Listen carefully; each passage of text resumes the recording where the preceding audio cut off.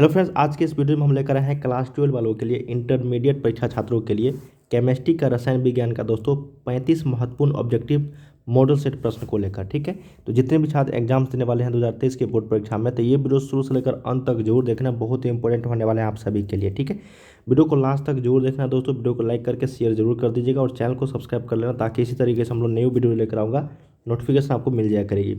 देखिए दोस्तों, गूगल पे लिखिए starkstudypoint.com या फिर आपको लिंक डिस्क्रिप्शन में मिल जाएंगे। वहीं पे आप लोगों को काफ़ी सारे क्वेश्चंस का प्रैक्टिस सेट देखने को मिलेंगे। ये इसी चैनल का ऑफिशियल वेबसाइट है दोस्तों, लिंक आपको सीधे डिस्क्रिप्शन में दिया गया है।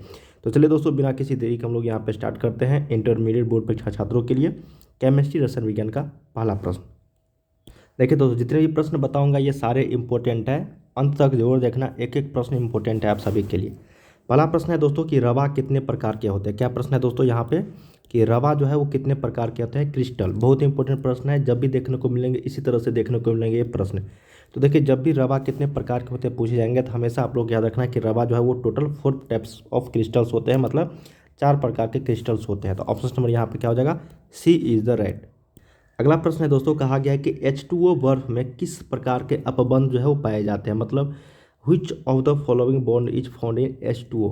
देखिए दोस्तों, ये भी इंपॉर्टेंट प्रश्न है कि H2O में, ठीक है, और ये किस अवस्था में दोस्तों, आइस अवस्था में, मतलब बर्फ में। ठीक है, तो किस प्रकार के इसमें अपबंध पाए जाएंगे, मतलब बॉन्ड पाए जाएंगे। तो इस प्रकार के जो बॉन्ड होंगे दोस्तों, उसमें हाइड्रोजन बॉन्ड होंगे। कौन सा, हाइड्रोजन बॉन्ड। ठीक है, जो आपका ऑप्शन नंबर ए में है यही करेक्ट हो जाएगा, हाइड्रोजन बॉन्ड। जब भी आपको H2O और बर्फ के वाले फॉर्म में दिया रहे और पूछा जाए कि कौन से बॉन्ड पाए जाएंगे, तो आपको याद रखना है हाइड्रोजन बॉन्ड। ठीक है, चलिए यहाँ पे सेकेंड का एक करेक्ट आंसर हो जाएगा। अगला प्रश्न देखते हैं हम लोग। थर्ड नंबर प्रश्न है दोस्तों, कहा गया कि एक फैराडे विद्युत कितने कूलम के बराबर होता है। बहुत इंपॉर्टेंट प्रश्न है कि एक फैराडे बराबर कितने कूलम, बहुत इंपॉर्टेंट प्रश्न है, लगातार देखने को मिलेंगे ये प्रश्न कई वर्षों तक। ठीक है, आने वाले बोर्ड परीक्षा में भी 100% ये प्रश्न पूछे जाएंगे। ठीक है, तो एक फैराडे बराबर होता है लगभग 296,500 कूलम के बराबर। कितने, 96,500 कूलम। जो आपका ऑप्शन नंबर ए है यही करेक्ट हो जाएगा। ठीक है, एक फैराडे इजकल टू 96,500 कूलम। अगला प्रश्न देखते हैं हम लोग। अगला प्रश्न है दोस्तों कि प्रतिरोध के प्रतिलोम को क्या कहते हैं। प्रतिरोध के प्रतिलोम को क्या कहते हैं, इन्वर्स ऑफ रेसिस्टेंस। देखिए, प्रतिरोध के प्रतिलोम को हम लोग कंडक्टेंस बोलते हैं, मतलब चालकता बोलते हैं। ये भी प्रश्न इंपॉर्टेंट था दोस्तों, और ये रिपीटेड प्रश्न है, तो 4 का सही उत्तर क्या हो जाएगा, ए करेक्ट हो जाएगा। याद रखिएगा, प्रतिरोध के प्रतिलोम को हम लोग क्या बोलते हैं, चालकता, कंडक्टेंस बोलते हैं। चलिए अगला प्रश्न देखते हैं हम लोग। अगला प्रश्न है दोस्तों कि प्रबल वैद्युत अपघट्य में लैम्डा एम का मान जो होता है वो क्या होता है। देखिए, फॉर स्ट्रॉन्ग इलेक्ट्रोलाइट्स, जब भी स्ट्रॉन्ग इलेक्ट्रोलाइट्स होगा दोस्तों, तो लैम्डा एम का मान हमेशा क्या होगा, डिक्रीज होगा। क्या होगा दोस्तों, डिक्रीज होगा। याद रखिएगा, तनु करने पर घटता है, मतलब डिक्रीज ऑन डाइल्यूशन। जब भी तनु करेंगे उसको डाइल्यूट करेंगे तो इसका मान जो होगा क्या होगा, लैम्डा एम का मान हमेशा डिक्रीज होगा। तो सही उत्तर ऑप्शन नंबर क्या हो जाएगा, बी इज द राइट। चलिए अगला प्रश्न देखते हैं हम लोग। नेक्स्ट प्रश्न है दोस्तों कि रासायनिक अधिशोषण होता है, केमी ऑप्शन इज, मतलब रासायनिक अधिशोषण जो होता है ना, ये इरिवर्सिबल इन नेचर होता है, मतलब अणु उत्क्रमणीय अभिक्रिया होती है दोस्तों। रिपीटेड प्रश्न है, पूछा जा रहा है प्रश्न दोस्तों ये प्रीवियस ईयर्स में कई बार। याद रखिएगा, रासायनिक अधिशोषण जो होता है वो अणु उत्क्रमणीय अभिक्रिया होते हैं, रिवर्सिबल इन नेचर। ठीक है, या फिर इरिवर्सिबल रिएक्शन। चलिए अगला प्रश्न देखते हैं हम लोग। 7 नंबर 7 नंबर क्वेश्चन है दोस्तों कि लोहे का मुख्य अयस्क जो होता है वो क्या होता है। लोहे का मुख्य अयस्क जो होता है वो क्या होता है, तो सही उत्तर क्या हो जाएगा दोस्तों, हेमेटाइट। ऑप्शन नंबर यहाँ पे B is the right correct हो जाएगा। हेमेटाइट होता है, क्या होता है, hematite. Option number B correct हो जाएगा। 8 नंबर है दोस्तों, कहा गया कि किस प्रकार के अयस्क का सांद्रण इलेक्ट्रोमैग्नेटिक पृथक्करण विधि द्वारा किया जाता है। किस प्रकार के अयस्क का सांद्रण इलेक्ट्रोमैग्नेटिक पृथक्करण विधि द्वारा किया जाता है, तो वो होता है दोस्तों आपका मैग्नेटिकल पार्टिकल्स, मतलब चुंबकीय कण के द्वारा अयस्क का सांद्रण जो होता है, मतलब चुंबकीय कण के अयस्क का सांद्रण इलेक्ट्रोमैग्नेटिक पृथक्करण विधि द्वारा किया जाता है। ठीक है, तो सही उत्तर क्या हो जाएगा, ऑप्शन नंबर बी। इलेक्ट्रोमैग्नेटिक की बात जब भी आ जाए दोस्तों तो वो मैग्नेटिकल पार्टिकल्स में ही होगा। तो सही उत्तर correct answer is the B right हो जाएगा। चलिए 9 नंबर क्वेश्चन देखते हैं। 9 नंबर अगला प्रश्न है दोस्तों, कहा गया है कि कॉपर माटे में होता है, कॉपर माटे कंटेंस तो देखिए दोस्तों, कॉपर माटे जो ये मिक्सचर होता है दोस्तों, ये होता है आपका CuS2 प्लस होता है आपका FeS। जो ऑप्शन नंबर आपका बी में है यही करेक्ट हो जाएगा। CuS2 प्लस FeS ये कॉपर माटे होता है, तो सही उत्तर यहाँ पे बी करेक्ट हो जाएगा। अगला प्रश्न है 10 नंबर, कहा गया कि आवर्त सारणी के ग्रुप 15 में नाइट्रोजन के अतिरिक्त कौन सा तत्व है। देखिए टोटल ग्रुप जो होता है दोस्तों 18 ग्रुप होते हैं, ठीक है, और 7 जो आवर्त होते हैं, ठीक है। उसमें पूछा गया कि ग्रुप नंबर 15 में नाइट्रोजन के अतिरिक्त और कौन सा तत्व है। 4 ऑप्शन दिए गए हैं, ऑक्सीजन, फास्फोरस, कार्बन, आर्गन। देखिए दोस्तों, नाइट्रोजन के अलावा यहाँ पे फास्फोरस जो है ये ग्रुप 15 के तत्व है। तो याद करना पड़ेगा दोस्तों इस तरह के आप लोगों को, ठीक है, पीरियोडिक टेबल, तभी आप लोग को याद होगी। तो सही उत्तर का आंसर हो जाएगा बी, फास्फोरस। अगला प्रश्न देखते हैं हम लोग। अगला प्रश्न है दोस्तों 11 नंबर, कहा गया कि डी ब्लॉक के तत्वों को दूसरे किस नाम से जाना जाता है। तो डी ब्लॉक के तत्वों को हम लोग जानते हैं ट्रांजिशन एलिमेंट्स के नाम से। किसके नाम से? ट्रांजिशन एलिमेंट्स के नाम से। सही उत्तर क्या हो जाएगा? ऑप्शन नंबर ए करेक्ट हो जाएगा आपका। 12 नंबर क्वेश्चन है दोस्तों 12 नंबर की जिंक जो है वो क्या है। तो जिंक जो है दोस्तों ये आपका डी ब्लॉक के तत्व है, और डी ब्लॉक के तत्वों को हम लोग क्या बोलते हैं? Transition elements. तो सही उत्तर क्या हो जाएगा? जिंक जो है एक ट्रांजिशन एलिमेंट है, संक्रमण तत्व है। तो सही उत्तर 12 का भी ए करेक्ट हो जाएगा। 13 नंबर जो क्वेश्चन है दोस्तों ये रिपीटेड प्रश्न है, जब भी पूछे जाएंगे इसी तरीके से पूछे जाएंगे कि Mn3 प्लस एक ऑक्सीकारक है। Mn3 plus is an oxidising agent because. तो Mn3 प्लस जो एक ऑक्सीकारक है दोस्तों, ये सिर्फ और सिर्फ एम्प्टी डी ऑर्बिटल के कारण, मतलब खाली डी कक्षा के कारण जो है ये Mn3 प्लस जो है एक ऑक्सीकारक हो जाता है। तो सही उत्तर क्या हो जाएगा? सी इज द राइट हो जाएगा।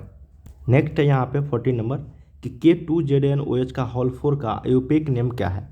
देखिए IUPAC नेम जो पूछा जाता है दोस्तों, ये K2 पोटेशियम हो जाएगा। देखिए जिंक तो होगा नहीं, जिंक भी नहीं होगा, पोटेशियम लगा हुआ है, तो यहाँ पे सही उत्तर ऑप्शन नंबर ए हो जाएगा, पोटेशियम टेट्राहाइड्रोक्सोन जिंकेट। सही उत्तर क्या हो जाएगा यहाँ पे? ऑप्शन नंबर ए करेक्ट हो जाएगा। हाइड्रोक्सी जिंकेट जो है ये द्वितीय है ना, सेकेंड। सही उत्तर ए करेक्ट हो जाएगा। 15 नंबर है दोस्तों, कहा गया कि क्लोरोफॉर्म ऑक्सीजन से प्रकाश की उपस्थिति में अभिक्रिया करके देता है। क्लोरोफॉर्म जो है वो ऑक्सीजन से प्रकाश की उपस्थिति में अभिक्रिया करके जो देता है वो फॉस्जीन देता है। क्या देता है दोस्तों? फॉस्जीन। तो ऑप्शन नंबर क्या हो जाएगा? बी करेक्ट हो जाएगा, phosgene.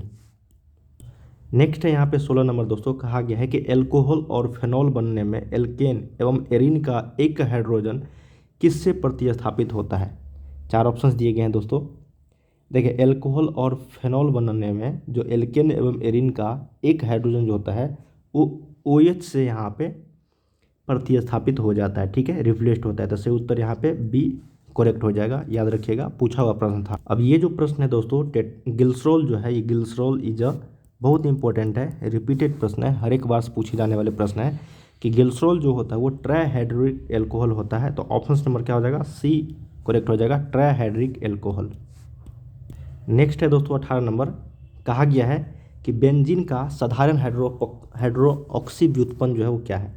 Simplest hydroxy derivative of benzene is. Benzene का साधारण हाइड्रोक्सी व्युत्पन्न जो है वो प्रोपेनॉल, फेनॉल, बेंजाइल अल्कोहल या फिर इनमें से कोई नहीं।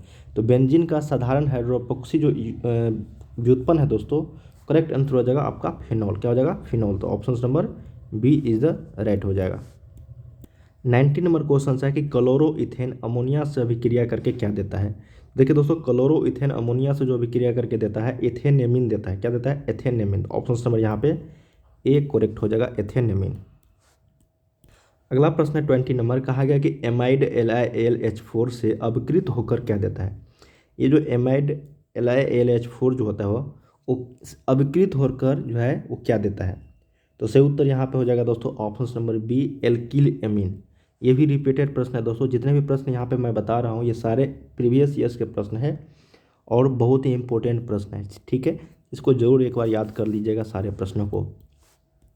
अब अगला प्रश्न है HCOOH का आयुपेक नेम क्या है। तो HCOOH का जो आयुपेक नेम होता है दोस्तों वो होता है मेथेनोइक एसिड। क्या होता है? Methanoic acid. ऑप्शन नंबर आपका सी करेक्ट हो जाएगा, मेथेनोइक एसिड।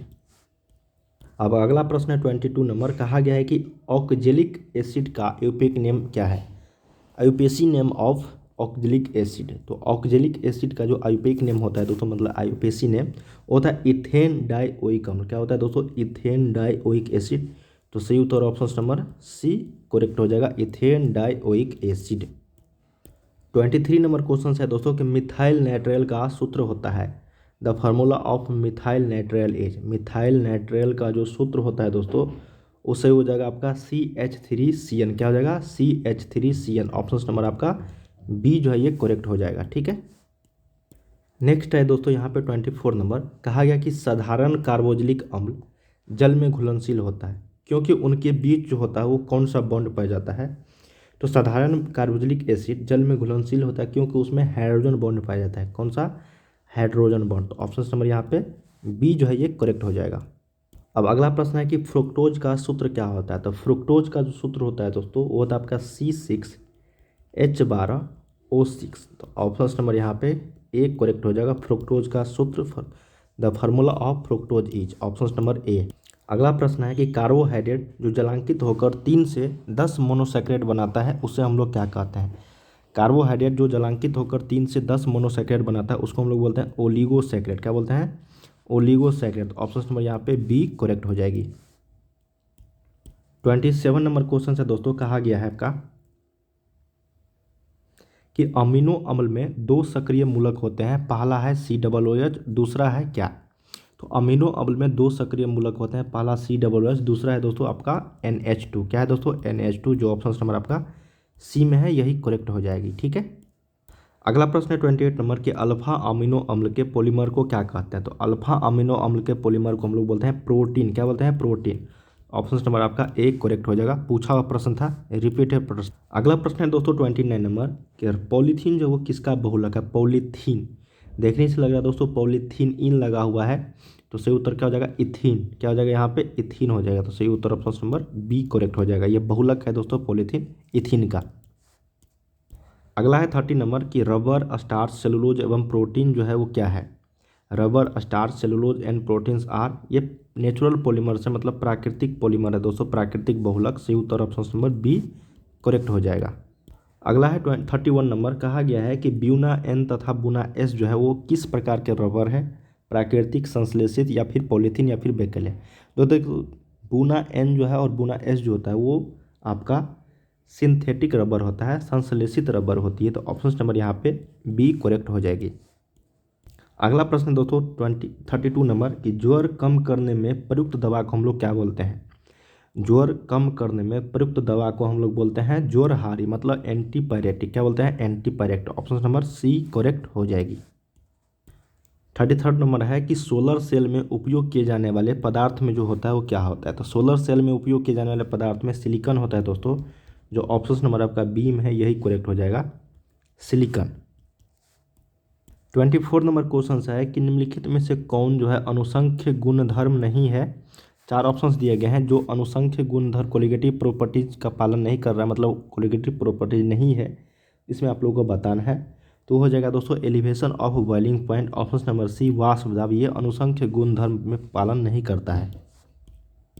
अगला और लास्ट क्वेश्चन है दोस्तों, कहा गया है कि विशिष्ट चालकता की इकाई जो होती है, the unit of a specific conductance is, तो होता है दोस्तों आपका प्रति ओम। क्या होता है दोस्तों? प्रति ओम और सेंटीमीटर माइनस। ठीक है, मतलब प्रति ओम प्रति सेंटीमीटर, जो ऑप्शन नंबर सी में है यही करेक्ट हो जाएगा।